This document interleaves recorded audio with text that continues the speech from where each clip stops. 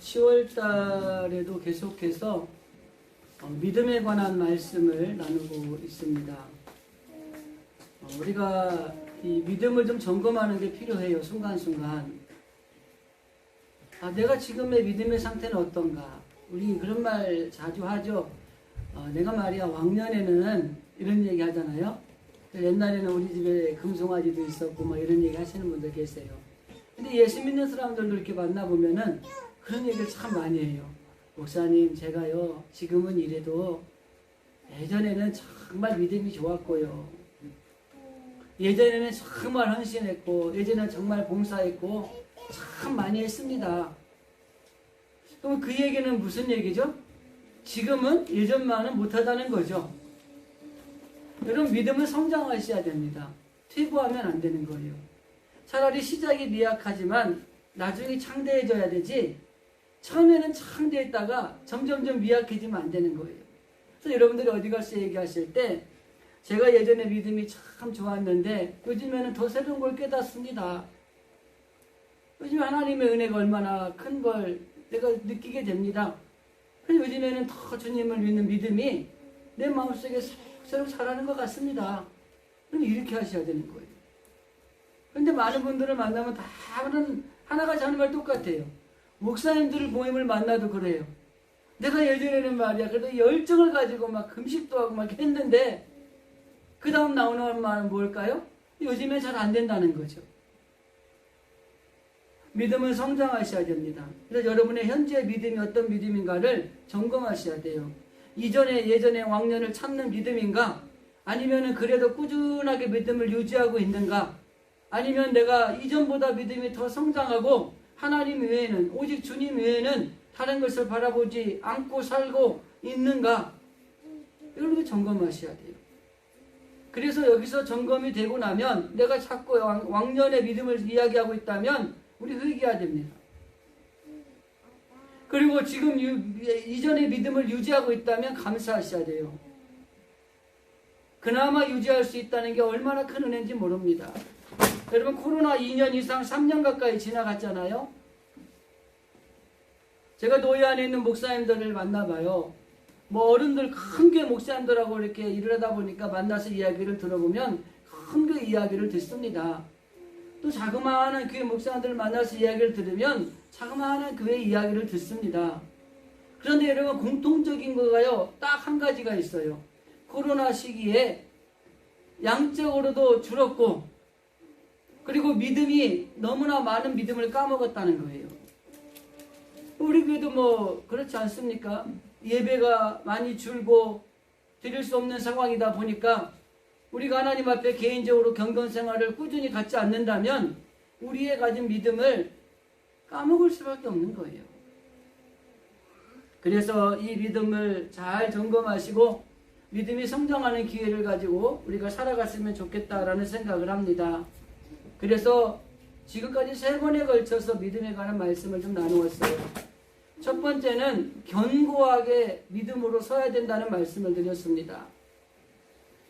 광풍을 만난 제자들을 보면서 불안에 떨고 두려워하는 그들에게 견고한 믿음을 가질 것을 권면했던 그 예수님의 말씀을 통해서 우리도 견고한 믿음을 가져야 된다는 말씀을 나눴고, 두 번째는 온전하게 구원받는 믿음이라고 하는 주제를 가지고 12회를 혈육적으로 얻는 여인이 그 믿음으로 말미암아 그가 뭐뭐한 나은 것이 아니라 그가 하나님 앞에 구원받는 온전한 믿음의 사람이 되었다고 하는 말씀을 나누었습니다. 우리는 예수님을 믿는 것도 거리로 믿는 분들이 많아요. 예수님 앞에 기도하면 예수님이 이 기도를 응답해 주시면 제가 이렇게 할게요. 그게 아니잖아요. 우리가 주님을 잘 섬기고 주님 믿음대로 살았더니 하나님이 나 엄청난 복을 주시는 것이지, 우리가 주님 앞에다 이렇게 해드릴 테니까 주님 나에게 이렇게 해주셔요, 그럼 내가 이렇게 할게요, 이건 아니라는 것입니다. 근데 우리의 믿음 생활이 대부분이 보면은 내가 하나님 앞에 원하는 것이 있는데 이거 들어주면 내가 하나님 잘 믿을게요, 봉사할게요, 헌신할게요, 이렇게 이야기하고 있다는 것입니다. 그래서 이 온전하게 구원받는 믿음을 가지기 위해서 필요한 건 뭐예요? 우리의 형편에 필요한 것들을, 욕구를 충족하는 것뿐만이 아니라 주님이 나에게 주시고자 하는 것을 받을 때까지 우리는 주님을 향한 믿음을 가지고 살아가야 된다고 하는 것입니다. 그래서 이 여인은 육신의 질병은 낫는 것은 물론이거니와 그가 하나님 앞에 구원받는 하나님의 백성이라는 인정을 받는 온전한 믿음의 수혜자가 되었다라는 말씀을 드렸습니다. 그리고 지난주에는 두려움을 이기는 믿음이라는 말씀을 나누었습니다. 회당장 야이로의 딸이 아파서 주님을 모셨는데 주님이 흔쾌히 가시다가 중간에 일이 생겼는데 그 딸이 죽어버렸어요. 그러니까 주님이 하신 말씀이 뭐예요? 두려워하지 말고 믿기만 하라는 겁니다. 우리는 때때로 믿음을 가지고 있다고 하면서 순간순간 우리에게 다가오는 작은 시험과 그리고 유혹들이 우리에게 오면은 두려워하는 거예요. 불안해하는 겁니다. 그래서 낭망하고 절망하고 포기하는 이런 길을 걸어가는 경우가 우리에게 종종 있다는 거예요. 근데 주님은 말씀하세요. 두려워할 일이 있는 건 맞아요. 그러나 두려워하지 말고 믿기만 하라는 겁니다.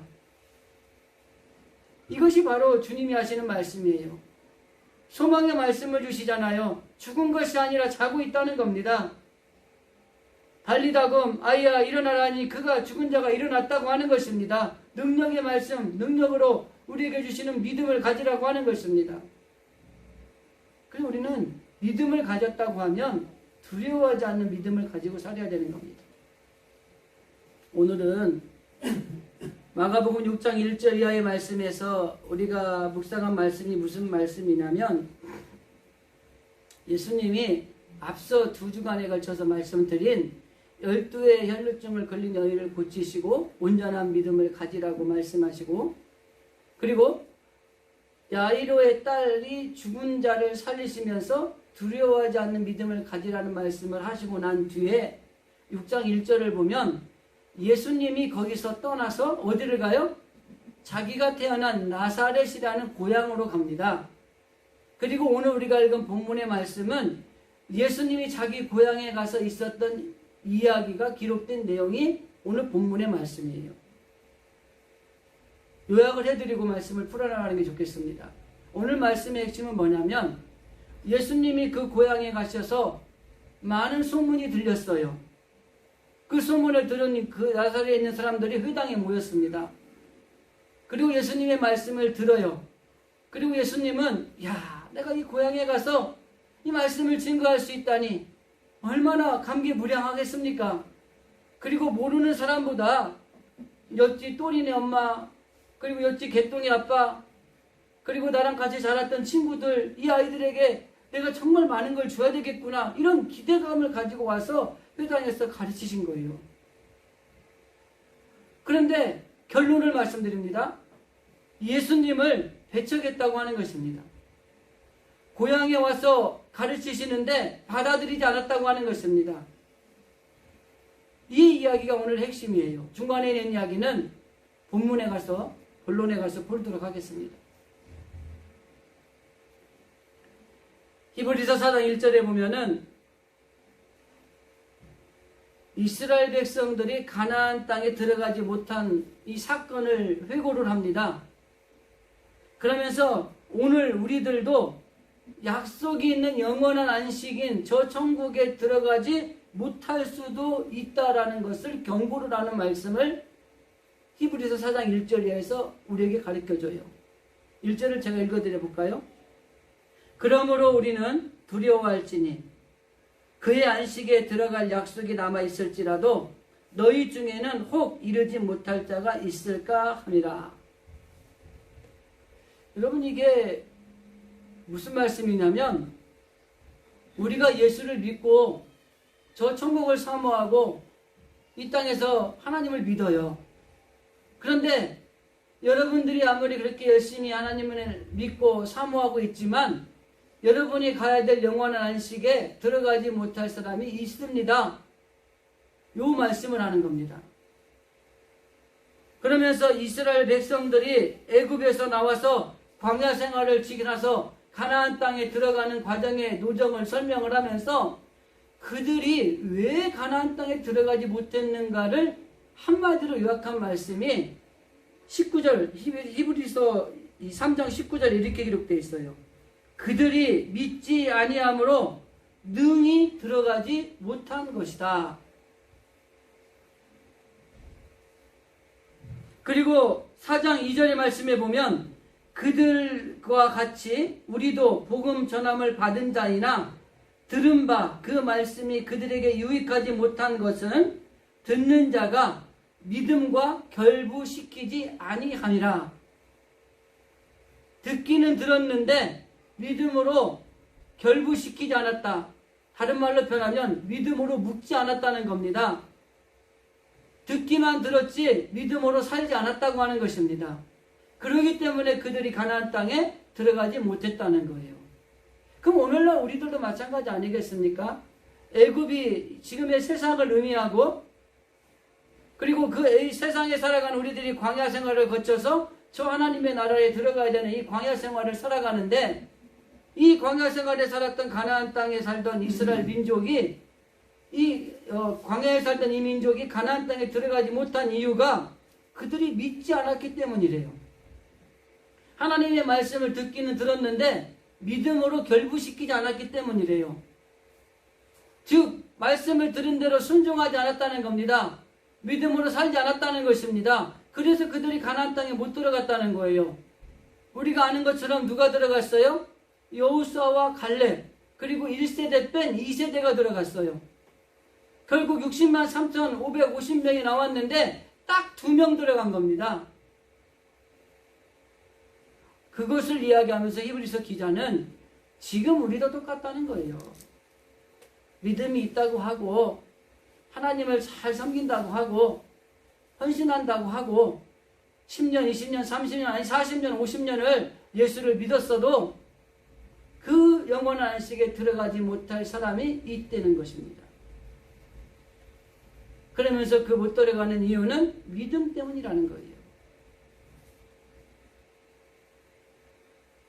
그래서 오늘 우리가 읽은 본문의 말씀에도 보면은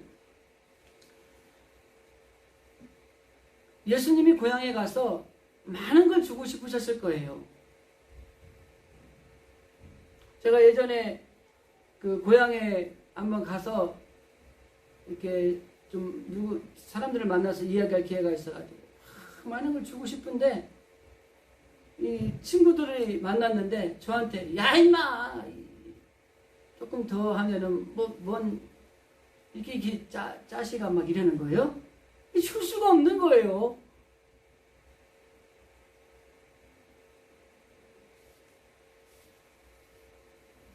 그런데 이 예수님을 만난 그 고향에 많은 사람들이 모였는데 예수님을 배척하는 결과를 초래하게 됐다고 하는 것입니다. 그래서 본론에서는 이 고향에 있는 사람들이 예수님을 배척한 이유가 무엇일까? 그래서 오늘 설교의 제목도 그렇게 잡았습니다. 예수님을 배척한 이유. 자, 지금은 이 본문에 충실하면 본문에 등장하는 예수님의 고향에 있는 회당에 모인 사람들이 예수님을 배척한 이야기를 하고 있지만 오늘날 하나님을 믿는 저와 여러분이 주님을 믿는다고 하면서 내 마음속에 예수님을 배척하고 있는 것들이 없는지 한번 점검하시고 찾아보셔야 되는 겁니다. 제가 오늘 이 본론에서 몇 가지를 이야기를 할 때에 오늘 이 시대를 살아가는 저와 여러분이 예수님을 믿으면서 이들과 같이 행동하고 있는 것들이 없는지를 한번 찾아보세요. 그리고 그게 발견된다면 우리는 분명하게 회개하고 다시 우리 믿음을 재정립해서 처음으로 시작하는 것처럼 우리는 믿음으로 정진해 나가는 발걸음을 다시 세워야 되는 것입니다. 예수님을 배척하신 이유가 뭘까? 먼저 예수님이 아까 앞에서 말씀드린 것처럼 그 능력을 행하시고 가르치시고 오시는 사건들이 바로 앞에 2개가 있었어요. 혈루병을 앓는 여인을 고친 것과 회당장 야이르의 딸을 살리신 사건이죠. 이 사건을 보면서 많은 사람들이 모였어요. 그리고 예수님은 아까 말씀드린 것처럼 막 많은 걸 주고 싶어서 믿음으로 그들을 좀 잘하도록 보듬어 주기 위해서 열심히 가르쳤어요. 그런데 그들이 받아들이지 않았습니다. 로마서 10장에 보면은 그러므로 믿음은 들음에서 나며 들음은 그리스도로 말미암느니라 라는 말씀이 있어요. 여러분, 믿음이라는 것은요, 하나님의 말씀을 듣는 가운데 생성이 되는 거예요. 우리는 하나님의 말씀을 읽고 듣고 그리고 그 말씀 들은 것들을 행하는 일에 우리는 잘하는 사람들이 되어야 돼요. 계시록의 말씀에 가면은 하나님 앞에 복받은 자들이 누구라 그래요? 하나님의 말씀을 읽고 듣고 그 말씀을 기억하여 지키는 자들, 이들이 복받을 자들이에요, 하나님 앞에. 그래서 이 말씀이라는 것은 우리가 자꾸 들음으로 우리 가운데 믿음이 생성이 되는 겁니다. 그래서 여기 믿음은 들음에서 나고 그 듣는 것의 핵심은 뭐예요? 하나님의 말씀이라고 하는 것이에요. 여러분들 말씀을 잘 들으셔야 되고요. 말씀을 잘 묵상하셔야 되고, 그리고 그 말씀 들은 것들을 어떻게 하면 내 삶에 적응을 시켜서 내가 이 말씀대로 살아갈까를 늘 기도하셔야 돼요. 그리고 그 기도한 대로 우리가 살아가려고 애를 쓰셔야 됩니다. 그럴 때에 그렇게 살아가게 하시는 분도 하나님이시고, 그리고 그런 살아가는 삶을 통해서 복을 주시는 분도 하나님이시고, 그리고 그렇게 살아갈 때에 말씀을 통해 들음으로 말미암아 내 믿음이 나도 모르는 사이에 성장해 나가는 거예요. 그래서 여러분, 우리가 이왕 예수 믿는 거, 우리의 믿음이 성장하셔야 되는 겁니다. 아까 서두에 말씀드린 것처럼 내가 왕년에는 말이야, 이런 말 하시면 안 돼요. 왕년에 이랬는데 지금은 그때보다 좀 나은 것 같아, 좋아진 것 같아, 이렇게 하면 괜찮아요. 근데 대부분이 옛날 얘기하시는 분들은 옛날보다 반절도 못하고 있을 때 옛날 얘기를 하더라고요. 금송아지 있던 사람이 지금은 통장에 100만 원도 없으면서 금송아지 얘기해요.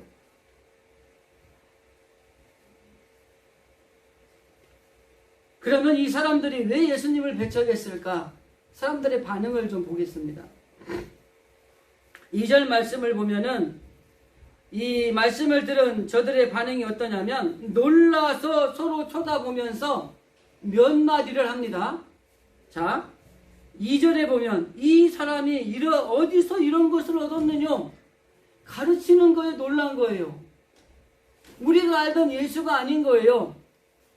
그 다음에 이렇게 이야기합니다. 이 사람의 받은 지혜와 그 손으로 얻어진 이런 권능은 어찌 됨이뇨? 능력이 있을 사람이 아닌데 저런 능력이 어디서 났지? 이게 두 번째 이야기입니다. 여기 놀랍다라는 말은 헬라어로 에크플레스라는 말인데 정신을 잃을 정도로 어안이 벙벙하다는 겁니다.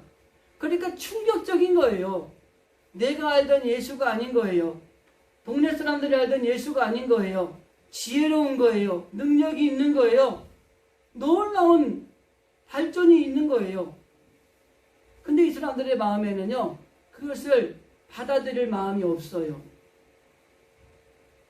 그래서 배척한 거예요. 우리가 예수님을 믿어요. 말씀을 들어요. 그런데 우리가 그분을 받아들이지 않고 배척을 하면 우리에게는 아무런 유익이 없습니다. 제가 여기서 여러분에게 말씀을 증거하잖아요. 제가 뭐 똑똑해서 증거합니까? 하나님의 말씀을 증거할 대언자로서 하나님이 세워주셨기 때문에 증거하는 거예요. 이 말씀을 들음으로 내가 그 말씀을 깨닫고 그 말씀대로 살려고 애를 쓰면 우리에게 커다란 유익이 있는 거예요. 그런데 에헤이 뭐 그거 누가 모르나 알지. 아이고 어떻게 그렇게 다 살아. 그럼 바보지. 이 세상이 어떤 세상인데. 이렇게 배척을 하면 어려워지는 거예요. 여러분, 그래서 정말 중요한 것은 오늘 우리가 이 마음의 준비가 중요하다고 하는 것입니다.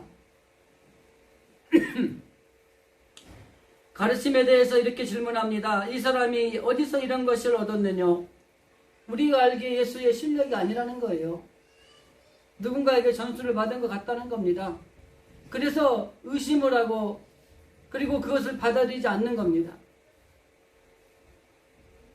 그리고 예수님의 지혜와 능력에 대해서도 질문을 던집니다. 이 사람의 받은 지혜가 어떤가? 저 예수가 저렇게 지혜로운 사람이 아니었다는 거예요. 그러면서 저건 누군가로부터 전수받았을 것이라는 겁니다. 그 뒤에 또 이렇게 이야기합니다. 이런 권능이 어찌 됨이냐? 저런 능력을 행할 수 있는 사람이 아니라는 거예요. 그리고 나중에는 신분에 관해서 이야기합니다. 저 아버지가 목수였지 아마? 그리고 쟤도 목수였잖아. 그런데 이 사람이 어떻게 이 목수가 저 일들을 가르칠 수 있고 저런 능력을 힘입을 수 있고 그럴 수가 없다는 거예요. 편견입니다. 받아들이지 않습니다. 그러니까 그 예수님을 우리는 배척할 수밖에 없는 거예요. 여러분, 우리가 하나님 말씀을 드릴 때 뭐라 그래요? 믿음으로 아멘 할 수 있을 때 그게 능력이 나타난다 그래요.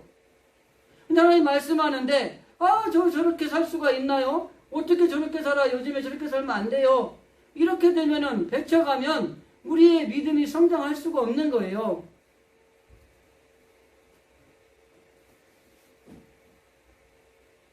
그래서 예수님이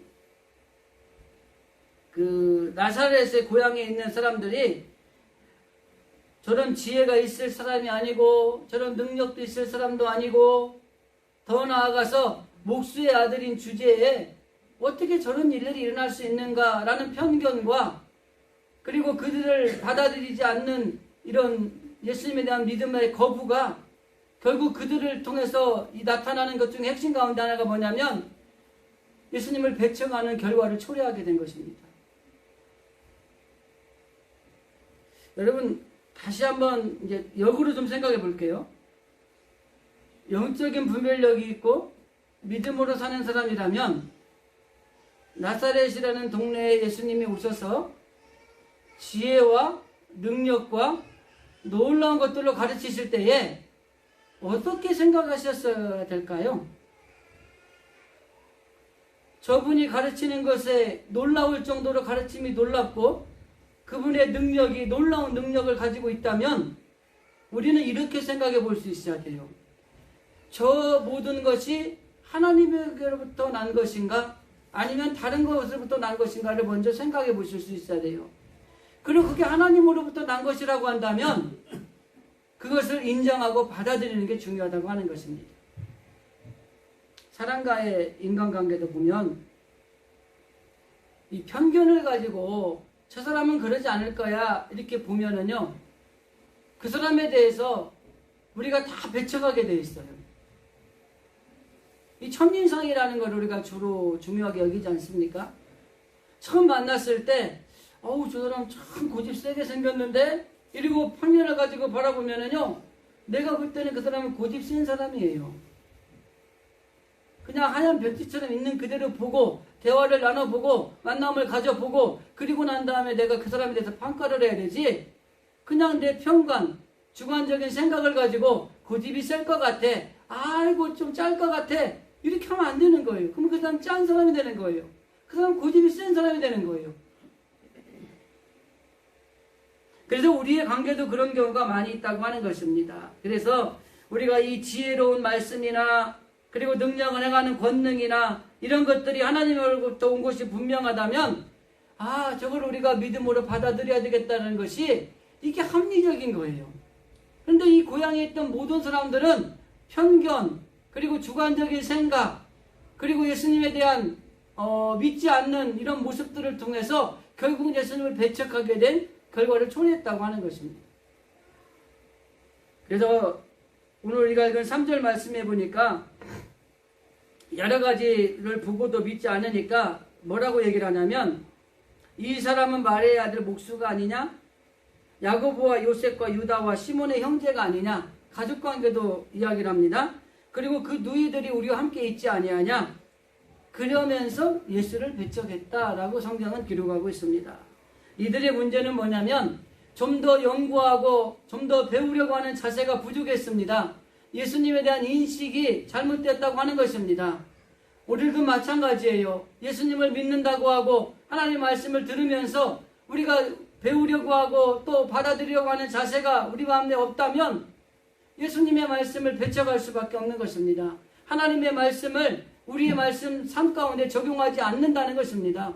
그건 그들의 말씀이고 삶을 삶이고 이렇게 따르국밥으로 노는 거예요. 그런데 주님이 말씀하시는 건 뭐예요? 주님의 말씀을 듣고 그 들음에서 우리 마음속에 깨달아지고 깨달아진 말씀을 어떻게든 간에 삶에 적응하며 살아가려고 애를 쓰는 그 모습을 주님은 요구하시는 거예요. 그래서 믿음은 들음에서 나고 들음은 하나님의 말씀을 들음에서 난다고 하는 것이 이 사도 바울이 로마서에 편지를 쓰면서 로마에 있는 사람들에게 말하고 있는 것입니다.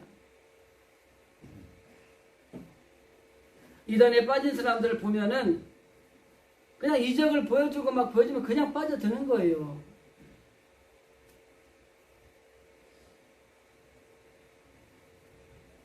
그래서 이들이 어떻게 보면은 예수님을 받아들이지 않으려고 하는 많은 핑계들을 대요. 그러다가 안 되니까 그 요한복음에 보면은 지역 감정도 교묘하게 이야기합니다. 7장에 보면은 저희가 대답하여 가로되 너도 갈릴리에서 왔느냐? 상고하여 보라. 갈릴리에서 선지자가 나지 못하였느니라 하였더라. 그러니까 이게 지역적인 이야기를 하는 거죠. 근데 사실 갈릴리에는 수많은 유명한 선지자들이 많이 나왔어요. 이스라엘의 역사를 보면은 하나님의 말씀대로 은혜를 입은 백성들이 하나님의 인도하심을 따라서 살아갈 때에 그들이 하나님의 놀라운 복을 받았어요. 그런데 하나님의 인도하심을 받으면서 하나님의 말씀에 불순종하고 그 말씀에 믿음으로 화합하지 아니했을 때에 그들의 삶이 불행해졌어요. 그렇다면 오늘날 이 시대를 살아가는 우리들에게도 동일합니다. 하나님의 말씀대로 살아가고 주님의 말씀을 들음으로 인해서 그 말씀에 순종하고 믿음으로 화합하며 살아갈 때에 그 안에 하나님의 놀라운 축복이 우리 가운데 임하는 거예요. 그리고 우리가 영원한 안식처라고 생각하고 있는 저 천국을 향하여서 우리가 발걸음을 걸어가는데 그 땅에 그 안식처에 우리가 들어갈 수 있는 특권을 가질 수 있는 것입니다. 자, 이런 반응에 비해서 예수님이 뭐라고 말합니까? 예수님이 굉장히 상처가 됐을 거예요. 그죠? 우리들도 선의를 가지고 어떤 일을 행했는데 어느 공동체에서 배척을 당하면 얼마나 상처가 되겠습니까? 그죠? 그래서 예수님이 뭐라고 말씀하시냐면 4절에서 이렇게 말합니다. 예수께서 그들에게 이르시되 선지자가 자기 고향과 자기 친척과 자기 집 외에는 존경을 받지 않음이 없느니라. 이 말은 거꾸로 이야기하면 고향에서 선지자가 대우받기가 참 어렵다는 겁니다. 아까 제가 서두에 말씀드렸지만 제가 고향에 가서 친구들을 만나면 저는 목사가 아닙니다. 걔들이 볼 때는. 그냥 친구죠. 제가 고향에 가서 동네 어른들을 만나면 그 어른들은 제가 목사가 아니에요. 그냥 어릴 때 자라던 개구장이 그 어린 아이의 모습이에요. 그러니까 어려운 거예요. 마찬가지로 우리 예수님이 그 땅에 가서 그렇게 많은 걸 주고 싶었지만은 배척을 당하시고 난 뒤에 예수님 뭐라고 말씀하시냐면 선지자도 자기 고향이나 자기 친척이나 이런 데에 가서는 참 대우를 잘 못 받는다. 그러나 다른 곳에 가면 대우를 받는다. 그 이야기를 하시는 거예요. 그러면서 이전의 선지자들도 고향에서 환영을 받지 못했다는 것들을 기억하면서 크게 문제 삼지 않으셨어요. 그래서 그곳에서 예수님이 얼마나 많은 능력을 행하실 수도 있었고 많은 사람들에게 가르칠 수도 있었는데 그걸 다 접어버렸어요. 그리고 소수의 병자에게 안수하고 그들만 고치고 난 뒤에 그곳을 떠난 거예요. 자, 그럼 여기서 하나 질문입니다. 나사렛에 사는 이 예수님의 고향에 사는 사람들은 손해를 봤을까요? 이익을 봤을까요? 엄청난 손해를 본 겁니다. 그 당시 예수님의 사역할 때에 예수님이 가시는 곳마다 수많은 무리가 모여들었고 수많은 사람들이 있었고 더 나아가서 그 사람들을 통해서 하나님이 놀라운 역사들이 일어났다고 하는 것입니다.